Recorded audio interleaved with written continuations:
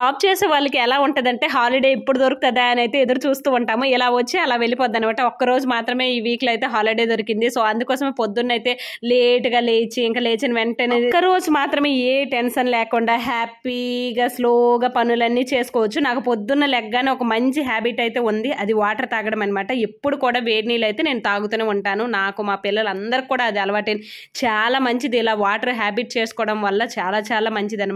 మంచి health benefits అయితే ఉంటాయి. సో, అందరూ పొద్దున్న వాటర్ తాగడానికి అయితే మాక్సిమం ట్రై చేయండి. అలా వాటర్ తాగానో లేదో ఇంకైతే చెత్త బండి అయితే వస్తదనమాట మా ఇంటి ముందుకి ప్రతిరోజు 8:00కి 4 డేస్ అయింది. నేనైతే డ్యూటీకి వెళ్ళిపోవడం వల్ల చెత్త కూడా వేయడం లేదు. ఇంట్లో అలానే ఉండిపోయిందనమాట. ఈరోజు ఎలా అయినా వేసేయాలని చెప్పేసి అలా కూర్చొని ఉన్నాను. దానికోసం వెయిట్ చేస్తున్నాను. చెత్త అంతా అయితే వేసాను. ఇంకా మా బాబు అయితే ఇంకా లేచి అలా బయటకైతే వెళ్ళిపోయాడు. ఇంక వాటర్ కూడా తాగలేదని చెప్పేసి వాడికైతే పిలుస్తూ ఉన్నాను. ఈ రోజంతా ఇలా సింపుల్‌గా రోజంతా పనులైతే అవుతూ ఉంటాయి. ఒకవేళ డ్యూటీకి వెళ్తే తొందరగా పని అయిపోద్ది. కానీ సెలవు రోజైతే ఇలా డే అంతా పనులైతే అవుతూ ఉంటాయి. సో, నెక్స్ట్ వీడియోలో చూపిస్తాను.